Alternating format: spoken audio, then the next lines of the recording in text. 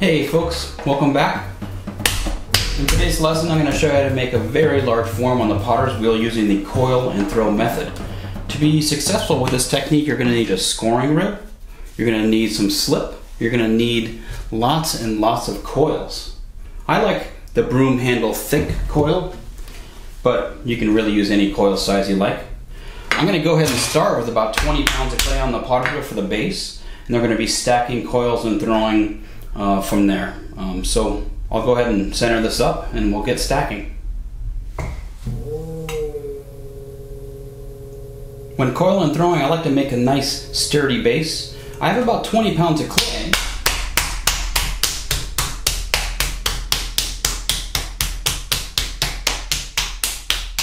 So I'm going to spend a few minutes centering this piece.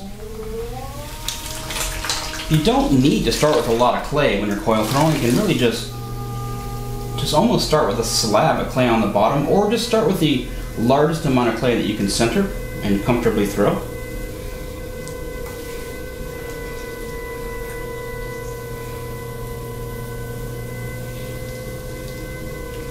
I'm also going to be collecting slip to use in between the coils. All the material that comes off my hands, I'll just put into a little bucket.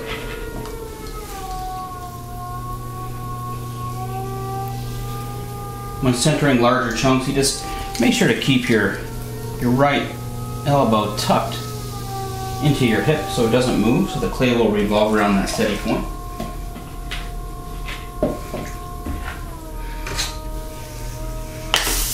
All I'm doing here is just collecting slip.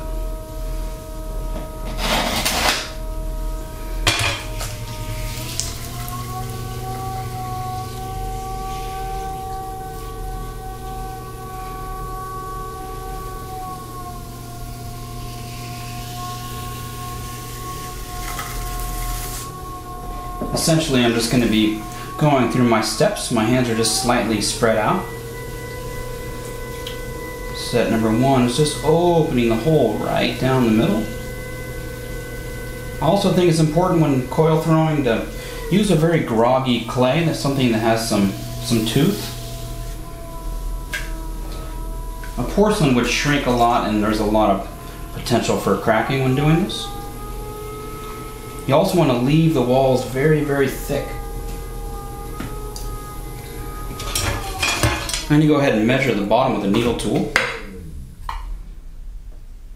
I want to leave this at least, I would say, 3/4 of an inch thick. It's going to be similar to the wall thickness.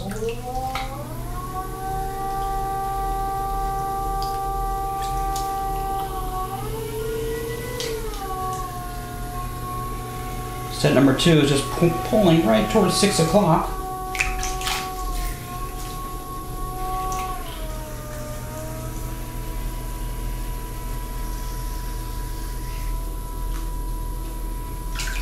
And then spend some time really compressing the bottom. Coil and throwing a large vase will take all day, so it's important not to have the bottom crack later. Remember, when compressing, you really want to push from the outside of the floor in towards the middle.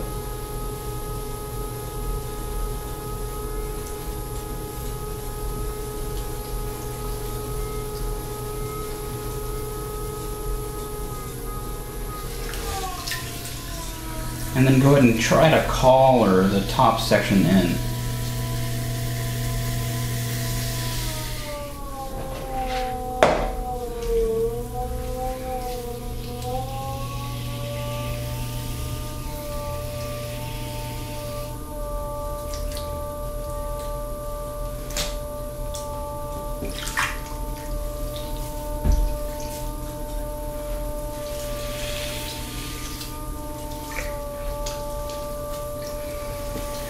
And I'm going to use the palm of my hand to try to pull this up. It's a very thick hunk of material, so I'm using the whole palm of my hand as my pressure point. This area of my hand is my pressure point. I've seen a lot of people fail trying to coil and throw. by leaving it too thin.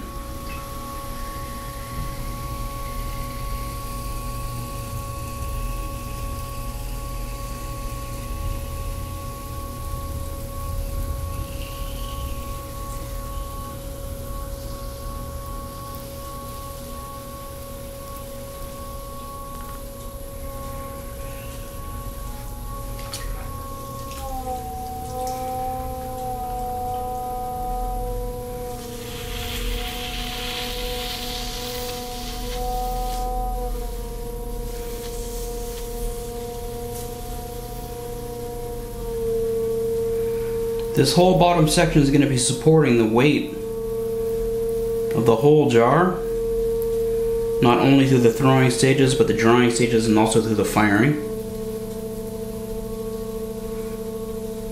So if you're going to leave a thicker area on your pot, this is where you want it to be.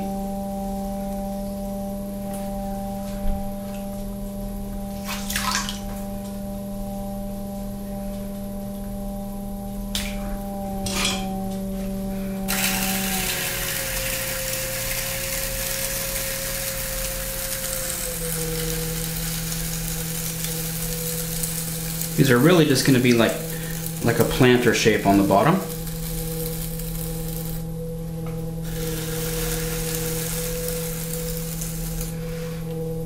Leave the top a little bit thicker for connection reasons.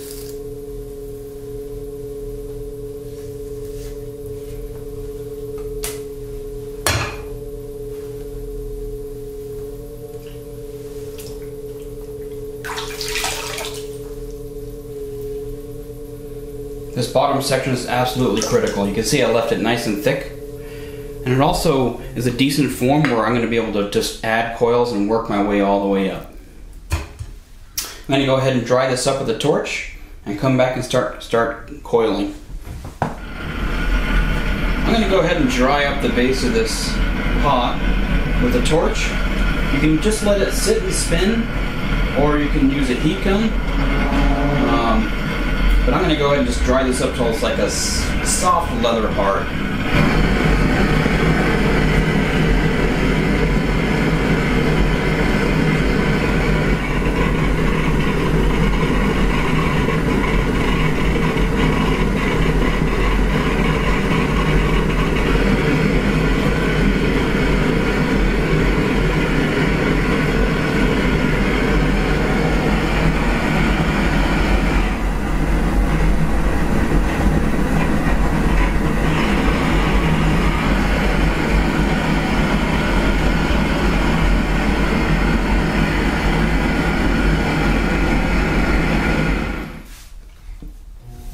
Well, the base of my coil pot has been drying. Feels nice and stable, on center.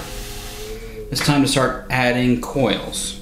So I think the first connection is absolutely the most critical. So we have a nice stiff base, but we need to slip and score and stack our coils nice and evenly. I'm just going to go ahead and use a scoring rib for this. I'm going to completely obliterate this whole connection area. And then I want to take some slip. This is the slip I was taking off while I was centering. And I want to go ahead and fill up my score marks all the way. Remember, the slipping and scoring is basically like the glue. This bottom section has already dried a little bit, and I'm adding fresh wet coils to the rim. So it's really important to slip and score vigorously. If you overscore too deeply, that could cause trouble, put in little micro air bubbles everywhere, and I've had them split and actually blow up on the seam. So it's important to rough up the edge evenly, but not too deeply. I've went ahead and pre-scored some basically kind of like broom handle thick coils. And I just want to go ahead and just smash this in right on the edge. And I'll use the web of my hand to just go ahead and just work this around all the way. Really spending some time smashing this into the rim. Sometimes I'll make a little dent with my thumb And that'll kind of match that area up pretty nicely.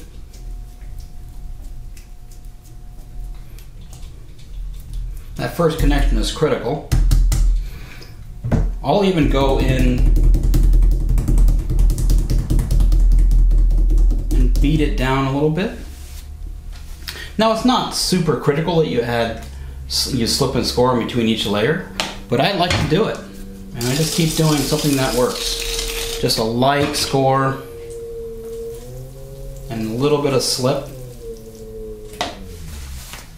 And basically I like to do about 3 or 4 rows at the most. I also like to stack the coils slightly in the inward direction. This is going to help me with my pulling.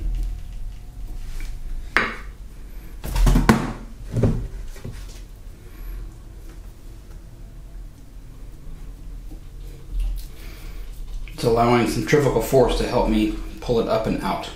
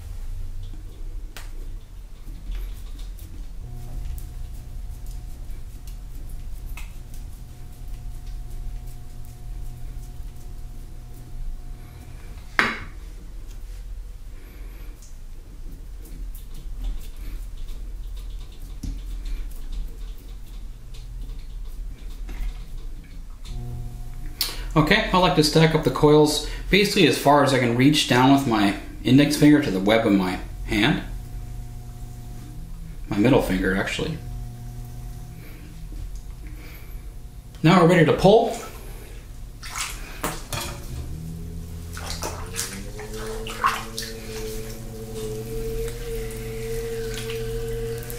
Just going to add a localized water where I need it on the plastic wet clay. First thing I'm going to do is really compress these coils down together and almost feel like I'm pulling down over my first connection.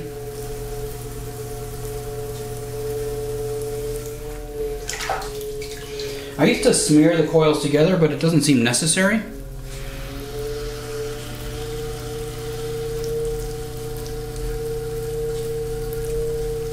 Just like a normal pull, I'm just going to be applying some pressure up and in.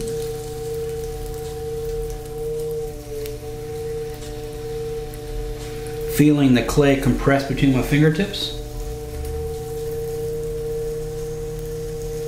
Notice how I'm pulling this in. Get the height first and then go ahead and pull out.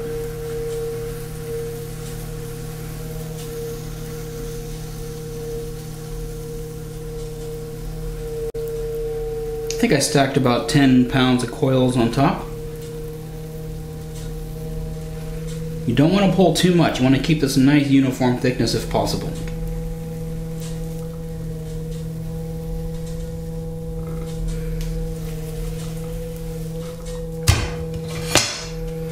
I'll use a larger flexible metal rib on the outside, and this will help blend in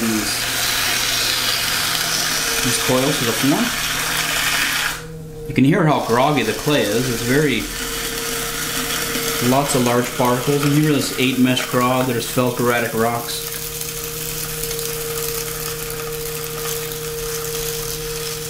This is a stoneware from Clay Planet. It's called Grogzilla. So you know it has lots of grog in it.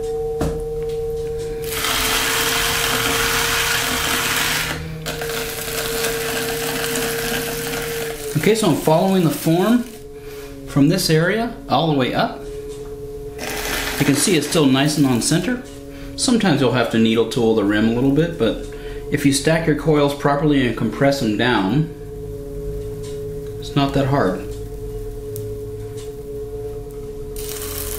I like to leave a little groove on the top, waiting for my next coil. This sort of maximizes my connection area.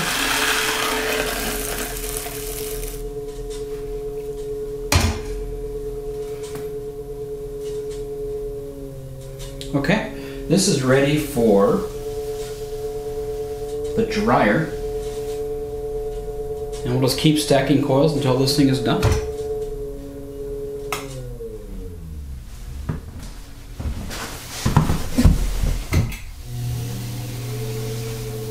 Well, it's worth repeating, when you're coil throwing, it's very, very important to slip and score the first area right here.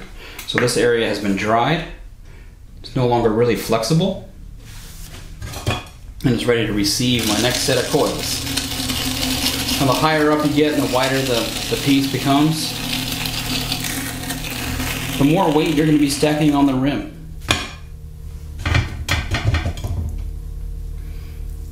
Vigorously score. Fill up your score marks entirely.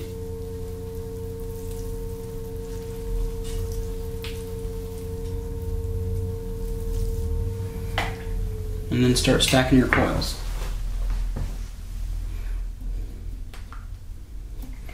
Again, I like to use the web of my thumb and index finger and just work my way around, smashing this wet clay into the stiffer rim.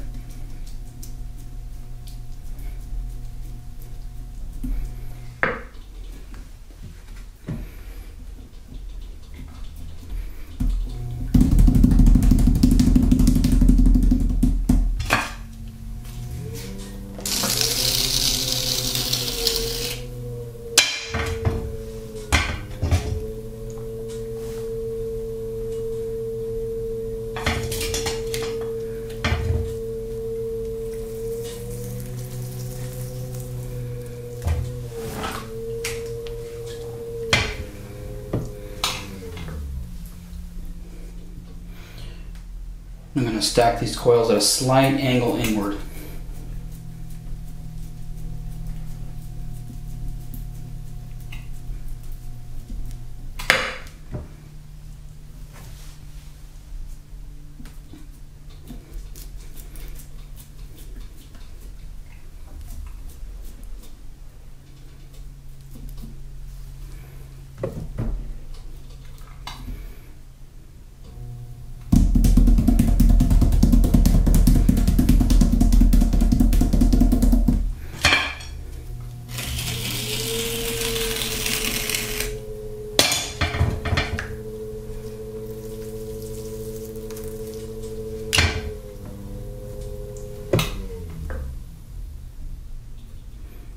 I like to stagger the seams. Try not to have the seams right on top of each other. That seems to be the biggest problem when using slabs for this, is that there's a big seam all the way around. If you use smaller coils like this, you can stagger the seams, and this seems to be a much easier, more consistent pull.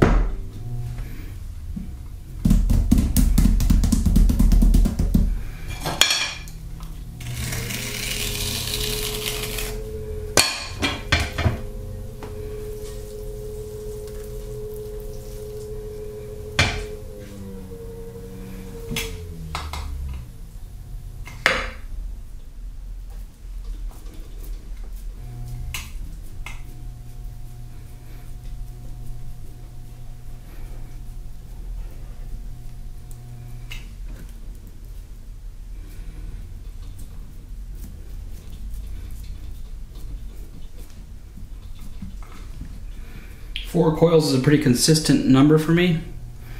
Since I have several, I'm going to go ahead and just try 5.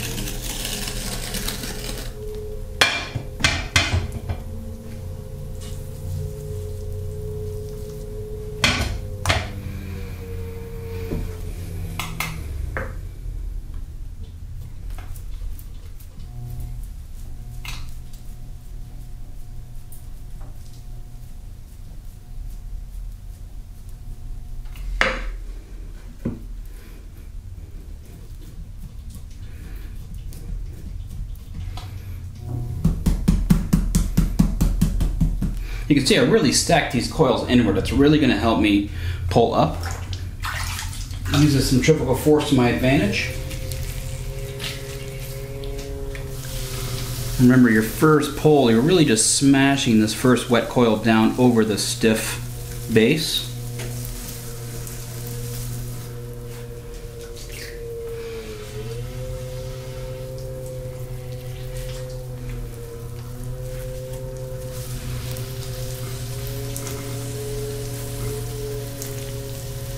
And then I just keep my fingers the same distance apart and just gather and pull. It's really important to hang on tight.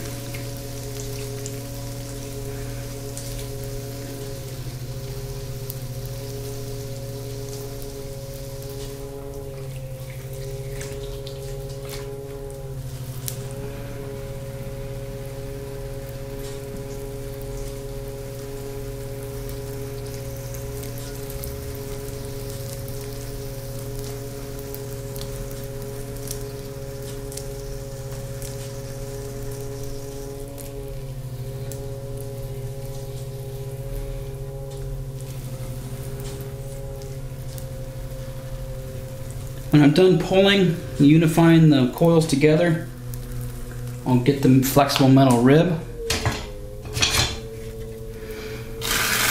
and use that in place of my outside hand.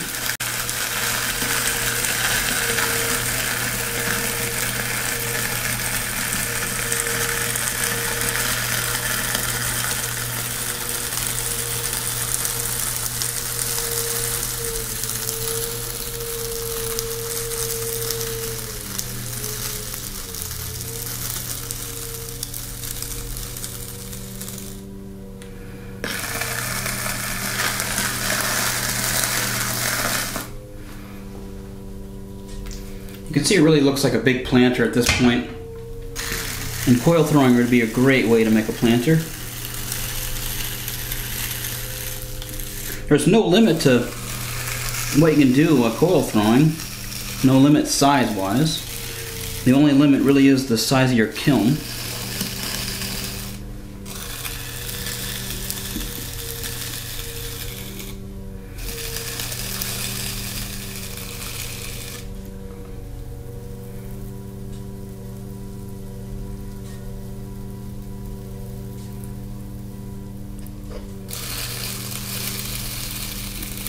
I'm going to go ahead and dry this up, and then I'm going to speed you all the way through the next several rows, since this is an all-day affair.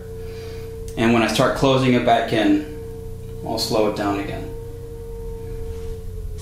So far, so good.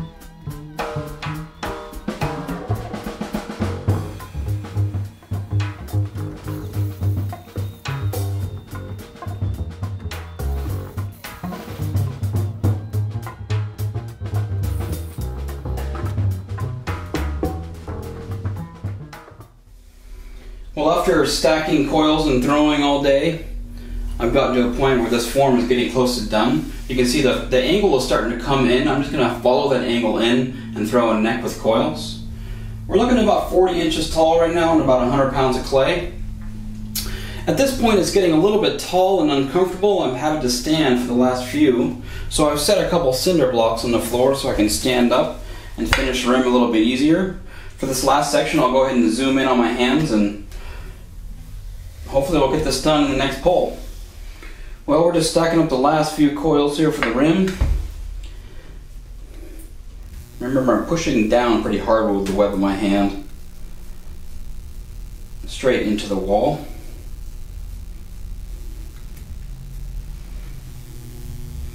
And I don't know if I'm going to need 5 coils, but I'll put 5 on.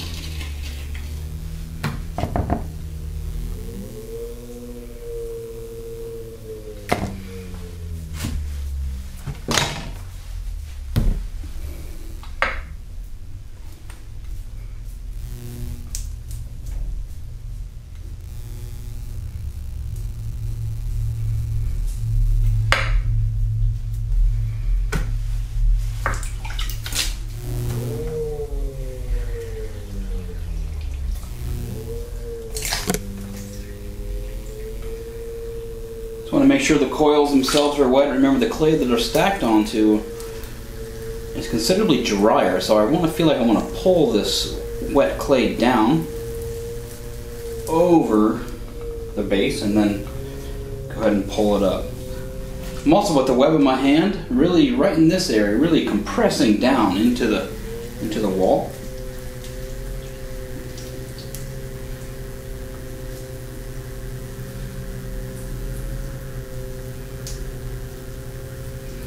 I want to keep my fingers stiff and rigid and just slightly move up just like a normal pull.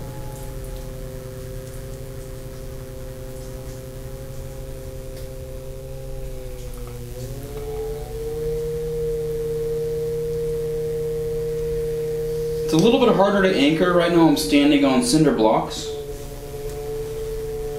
Probably 45 inches tall at this point, so I have to make sure I really tuck my right elbow into my belly or ribs.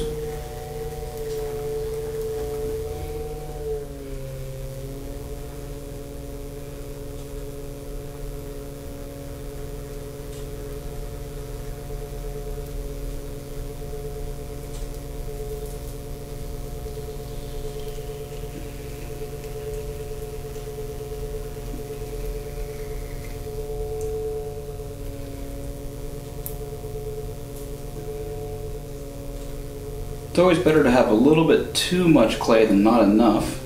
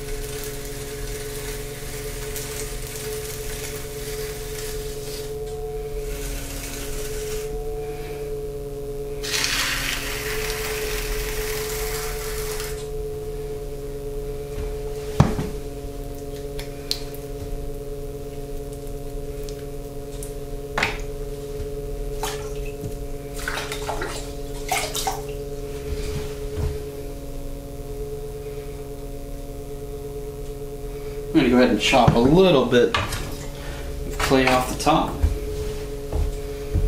Remember, when using a needle tool, you really just draw one line, hold the tool steady, make sure the point is pointing away from you, and cut through slowly. Don't cut through too quick.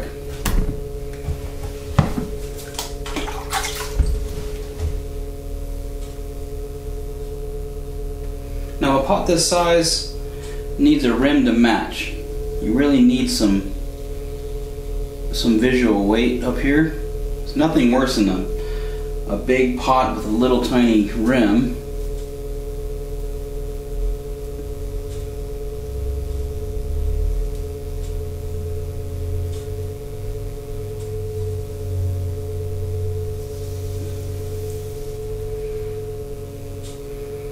And I'm going to thicken this rim down just to give it even more weight.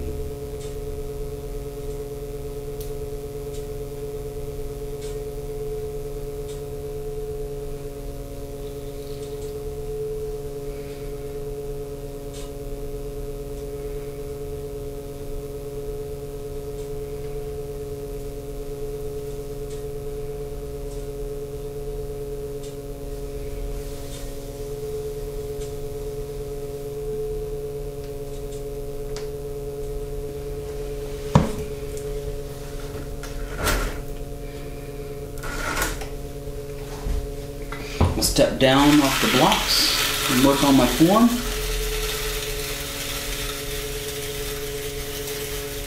Just going to tuck the edge of my rim under the rim. This is going to give me a nice accent.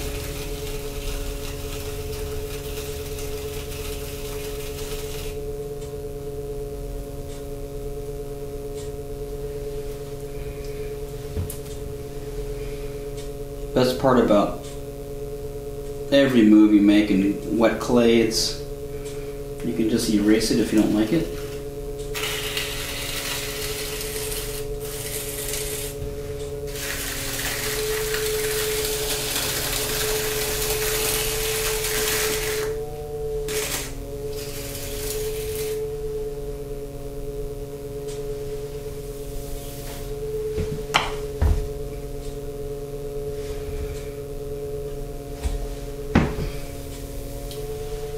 Looks like things are working out pretty good. It's nice and centered. Probably 120 pounds in, so you get relatively uniform all the way up.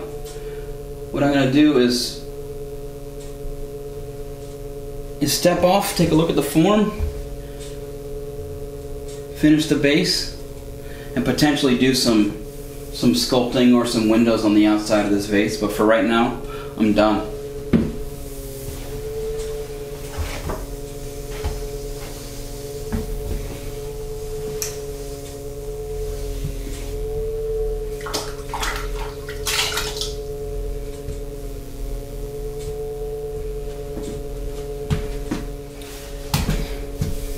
Well, here's my finished form.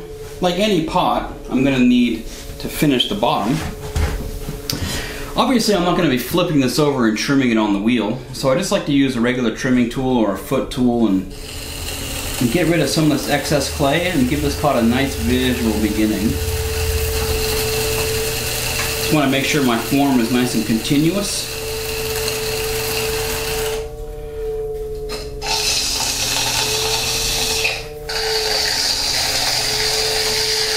Going to give it a little bit of a rolled foot.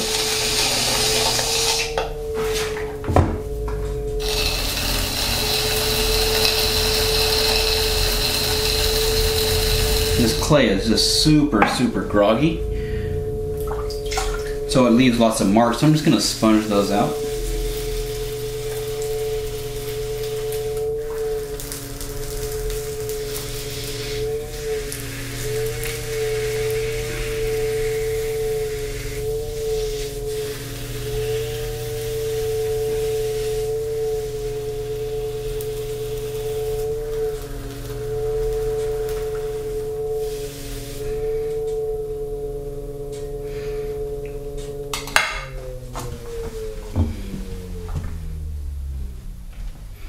Okay, it looks pretty good. At this point, I can do any surface embellishment I want on the outside. I might even sculpt some windows on the outside just to kind of personalize this piece a little bit. But if you go ahead and follow these coil stacking techniques, coil throwing really isn't that difficult. It just takes a little bit of time and effort. In fact, my hands are actually really sore at this point. So I'm happy I'm done. So I hope this helps you out.